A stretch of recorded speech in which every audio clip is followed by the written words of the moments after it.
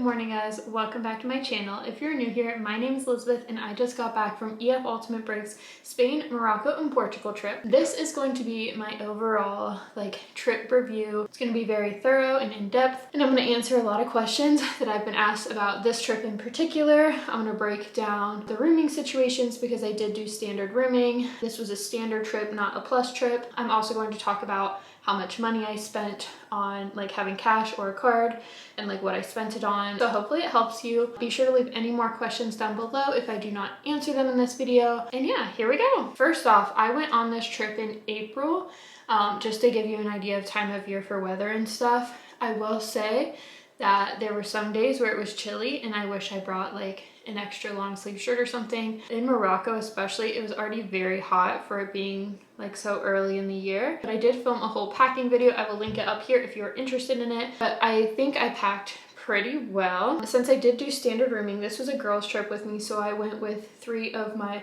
girlfriends, and then a guy that I met in Costa Rica also went with us for this trip, and then my husband stayed at home. So for rooming, since we all did standard rooming, I wrote down the number of people we had per room per city. So staying in Madrid, we had 6 people per room. Cordoba, Fez, and Marrakesh had 2 people per room. Tangier had 2 people per room. Seville had 4 or 5 people per room, just depending. Lagos had 2 people per room, and then Lisbon we requested to have 4, so we had 4 in our room, and then it was 3 for everyone else. Since I've been on a lot of EF trips with my husband, I have done a lot of the upgraded rooming with my husband. We've just upgraded and paid to have a double room instead of the standard rooming. So this is the first time since I think my very first EF trip that I did standard rooming again. People asked me how I felt about it and how many were in each room, so I just talked about that, but I loved it. It truly did feel like a sleepover every night with all of my best friends. I know that I'm 27 years old now, I am married, I have a house, and so I don't really have sleepovers anymore. So in my personal opinion, I thought it was super fun to room with everyone. I will say that I've met these girls. One of them I went to college with, but the other 2 I met on a previous EF trip, and this is now our 3rd EF trip together. So I will say, at first they were strangers that I met on an EF trip, but I did know them before going into this particular trip. But I truly think that the 2 of them are some of my favorite people to travel with, and I met them through EF. So I think that you can make great friends through standard rooming, and EF is a great way to make friends in general. A lot of people in our group booked this trip in particular because they wanted to visit Morocco but feel like they could visit it in a group setting and feel safer. And so a lot of people asked how safe I felt. I felt so safe in Morocco, especially with our local guides and stuff that we had, and then everyone that I talked to in our group also said that they felt very safe. I will say that this is not, according to our tour director, this is not typically a trip that first time EF travelers book, so there's a lot more free time built into it. I feel like there were a good number in our group who were first time travelers, but this was definitely a different type of trip where there was a lot of extra free time. I also think that along with the free time, that this trip was not as educational as some of the ones that I've been on in the past. I feel like when we went on the highlights of Eastern Europe trip, there were a lot of history options and stuff there, and there just weren't as many educational activities, I guess you can say, this time. It was fun, I enjoyed it, but if you're more of a history person, I would probably choose a different trip unless you're wanting to dive into that on your own with your free time. I would say that if you're considering this trip because you have the extra free time, if you're wanting to book things ahead of time for it, to for sure sit down and plan out things you want to do and do some research before getting on your trip so that you can make the most of your time and make reservations as needed. I will say that there were optional excursions that we could do. So optional through EF, on EF site before going on the trip, we chose them when we booked. We had the dinner show and the cooking class. They were both in Morocco. The dinner and show were $85, and then the cooking class was $60. That's US dollars paid through EF. I have the videos from both of those linked in my Spain, Morocco, Portugal playlist. I thought they were fun. I think the cooking class was incredible, an absolute must do. I think that it was one of the better EF excursions I've ever done. you know, I went to Australia and New Zealand with them, so I've done some pretty cool excursions, but the cooking class was just so like interactive and authentic and just like such a good time. I really loved it. The dinner and show were fun. Like, I have done a whole video on this, a review on this particular excursion, but as I mentioned in that review, I am not a huge fan of Moroccan food and like the Moroccan salad and everything, so like I don't think it was worth $85 to do. But if you're big into food, and then if you're big into like being like dragged onto stage to also dance and participate, yes, you would love it. Our tour director also set up optional excursions, so we did the flamenco dancing excursion in Granada, Spain. We did the camel ride. We did a mosque tour, sunset boat ride in Seville, and then like an olive oil tasting tour excursion, and then like the banana boat in Portugal to see like the caves. I thought all of those were fun. I don't have the prices for the flamenco. I did talk about it in my video though, so if you missed it, you can go watch it. It was fun. It was authentic. It wasn't what I was expecting, so I don't know if I loved it as much as I probably would have if I looked into it and like the history on it and stuff, but I thought it was a good time. I enjoyed going. The camel ride was $30 US. I don't know if they treat the camels the best, and I did a whole review about that in the camel riding video. It was fun, but like I felt bad for the animals, so I don't think I would ever do it again. And then going on the mosque tour in Casablanca, I think that was like 13 euro maybe, and it was cool. It was beautiful. I'm really glad that I did that, just to like go inside and like see everything. I really enjoyed it. The sunset boat ride in Seville, I think it was 20 euro. Would I do it again? No. Did I enjoy it? I mean, our tour director brought us wine that we could have just like sitting on the boat, and so like that part was fun, and I tried like, I think it was green wine that night, and so I really like enjoyed that part. Would I ever do it again? No. Am I a big like river boat cruise type of person? No, I don't really like them, so take with that what you will. If you were that type of person who loves those like river things that you could just like get on the boat and go up and down and up and down and then get off, then it's for you. The olive oil tasting thing, it was cool. Did I need to do it? No. Am I glad I did? I guess so. It was cool because we had like chocolate ice cream with orange olive oil on it, and that was just like interesting to try. But I think that was mainly like a touristy stop to like, you know, get a quick tour of it, and then here's the gift shop. You can take olive oil home with you. And I don't typically buy stuff in situations like that. But that was 25 euro for the experience. And then the last thing was like the banana boat ride. That was, I don't have a price on how much that was. I talked about it in that video though. Did I like it? Yes. Would I have dressed and prepared differently? Yes. I would have worn probably long sleeves because it gets cold on the boat. I would have taken extra Zofran because it was rough and rocky that day. I enjoyed it and I enjoyed seeing everything. I wish I was in the front of the boat. I wish we could have gotten off, but we had like a very wavy day. Like the water was just really rough, and so we couldn't do any of that. But those are all the excursions. People asked what I should have brought. Everyone in our group was sick except for the 4 of us. What you should bring medicine in case you have like a headache. We were running to like the pharmacy for people who were like stuck in their rooms not feeling well, but just like pack stuff from home just so you like have it just in case you need it. Bring your multivitamin just so you have it and you can take it every day. That's important. I say bring good walking shoes. I packed a lot of shoes with me. I did not need them all. I don't even think I wore them all. And by a lot, I think I mean like 3 pairs of shoes. I wore the same pair of Tevas every day. I love them. I am in love with those shoes. If you watch any of my videos, I probably raved about it before. I do have them linked now, the exact pair, in my Amazon storefront down below.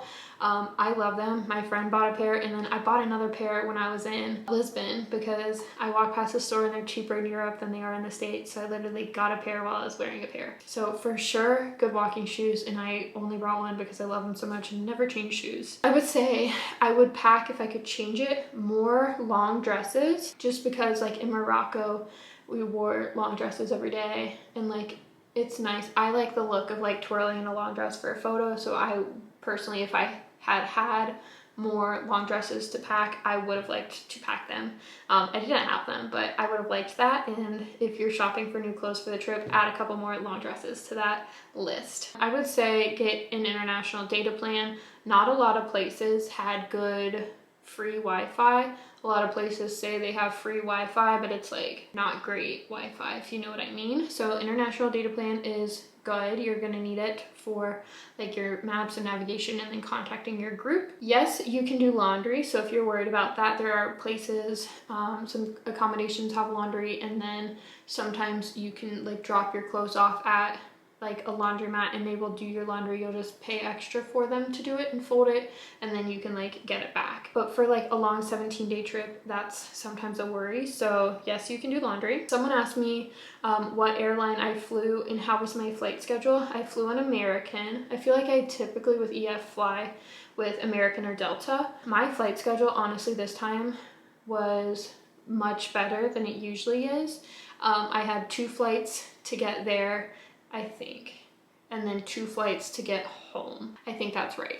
I might have had 3 to get home. I cannot really remember. I say I just got back and I'm filming this in June. So I will say it was not bad. I was one of the first people to arrive. I think my friend Becky got there first at like 6 in the morning, and then me and one other girl got there at like 7:30 maybe, and we were the second and third people to get there. So pretty good, I would say. Someone asked how going in April was. I think April was great weather-wise. I don't think I would have wanted to go later in the summer just because of like the heat in Morocco. It was chilly some nights in like Spain, but I should have just brought a pair of pants or something to do, like to wear for that. However, even though April was perfect for weather, I don't really think we got an authentic Moroccan experience just because it was Ramadan, and so a lot of places were not open at regular hours and stuff like that, just because like it's understandable if they're not eating from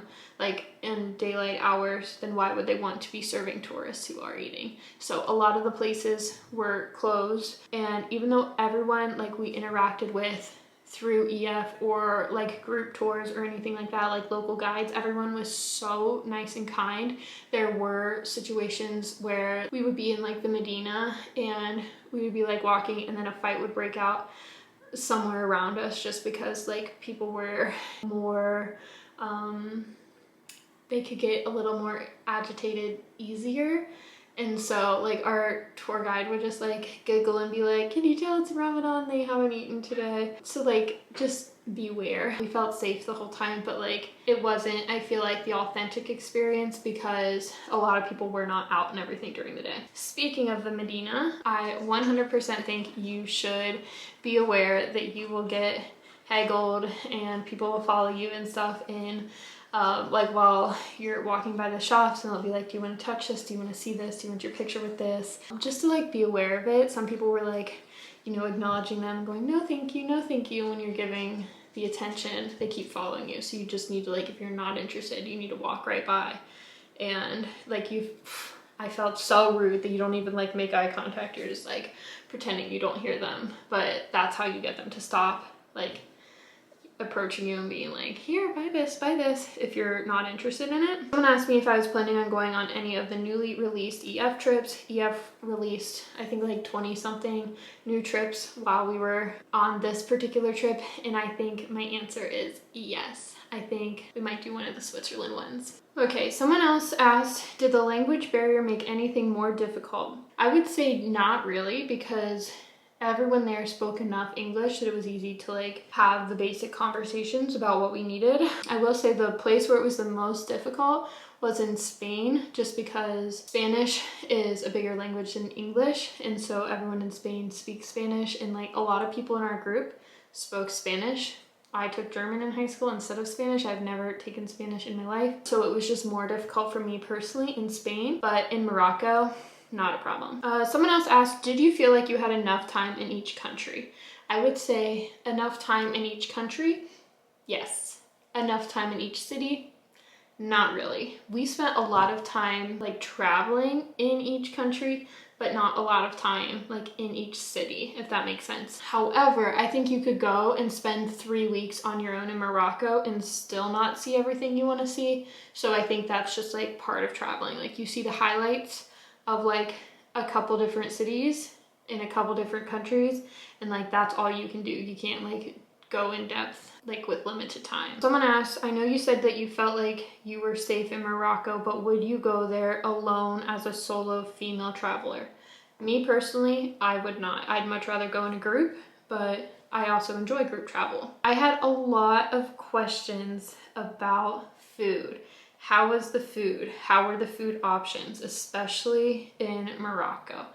So this was a trip, even though it was a standard trip, we had a lot of meals in Morocco included in like just our trip. And so if you watch the videos from Morocco, you'll be like surprised at how often we say, well, lunch is included today or dinner's included again today.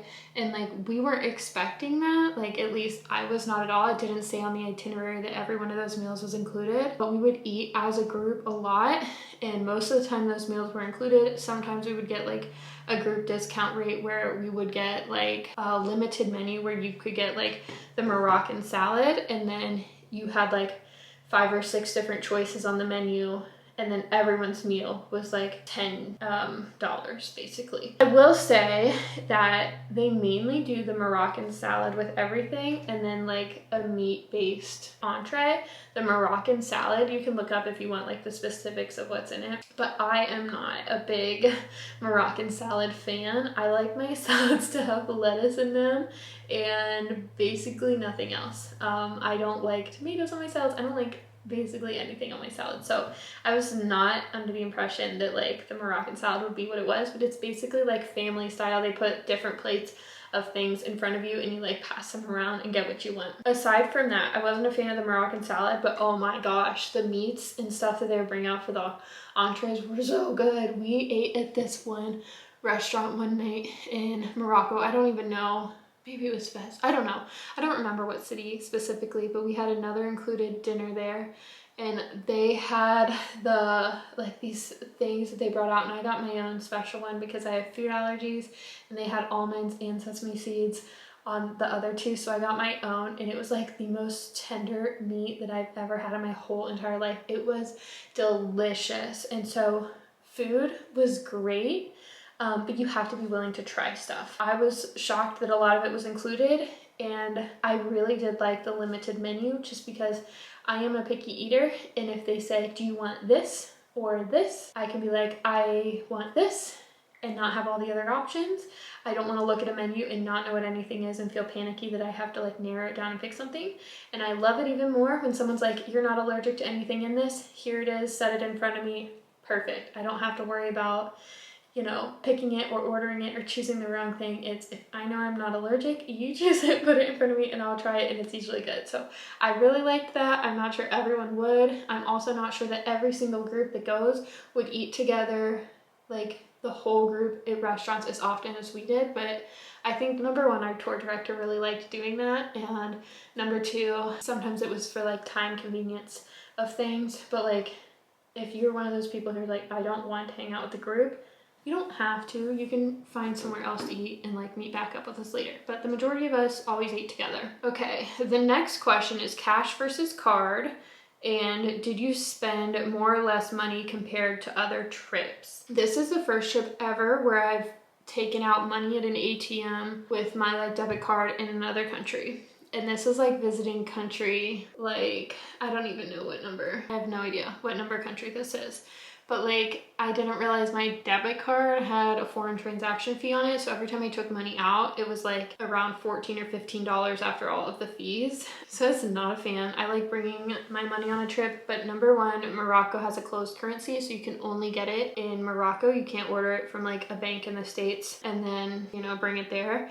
I did bring some euro with me in cash for Spain and Portugal, but just like I wasn't expecting all of the extra excursions that popped up, so I like needed to get more euro out also. I will say Morocco ended up being so cheap for us just because like a lot of the meals were included, but I have like a running list of like everything that I bought. So basically this includes a lift to the airport, food at the airport, sandwich, fruit cup, a drink, coffee, a magnet, going out to dinner. Oh, the flamenco excursion was 35 euro. So all excursions, ice cream at night, buying tea as a souvenir, dinner and drinks, coffee, lunch, literally water bottles, everything that I bought. I bought ornaments, I bought soap, I bought magnets, juice one night, camel rides, tips for, we had local guides and then we had like guides who were there with us for like all of Morocco and then like all of Spain and stuff like that. So we also had to tip them.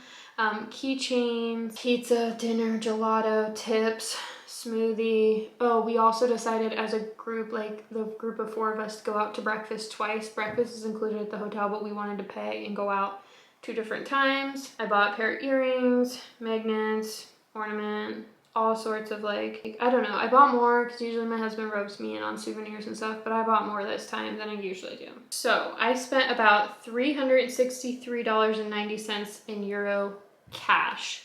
And then I put $440.79 plus probably about $20 in ATM fees on my card in US dollars. So converting that, that's about $840, maybe $845. Let's just round up. It means that I spent about $49.70 per day, which I feel like is pretty average for my trips. I've done a lot of like drastically different trips.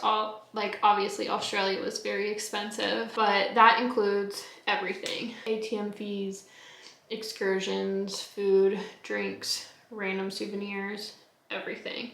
So I think like less than 50 bucks per day is pretty good, pretty affordable, and pretty average from what I'm used to, but that is under the EF average. I will say a lot of people went out for drinks every night or got like clothing or blankets or shoes as souvenirs, and I'm not that type of person. I would say I prefer to have cash out. I recommend getting cash out before you go, just so you have it for tips and stuff, but like you can get it out from the ATM there. Just be sure your card does not have any foreign transaction fees. And I'm pretty sure that is everything that I wanted to talk about for this video. I hope that helps you in your plan for everything like that. If you're considering booking this trip, I hope that you enjoy it. And then if you have not traveled with EF before and this is going to be your first trip, if this video helped you at all, be sure to use my link down below to book your trip through EF. My link can get you $100 off your first trip. That does help me be able to continue to travel with them. A lot of people think that I'm paid to say all this. I am extremely honest. EF stands for Education First, and I literally just said this is not a very big education trip. And if something sucks, I'm going to tell you, and I do that a lot through the daily videos. So all of these thoughts are my genuine thoughts and feelings about it. I enjoyed this trip. Where does it rank on favorites? I think it's honestly going to be very hard to top Australia and New Zealand. So it's not a top favorite, but I still did enjoy it. I really, really, really liked the beaches in Portugal, and then I really enjoyed Morocco as well.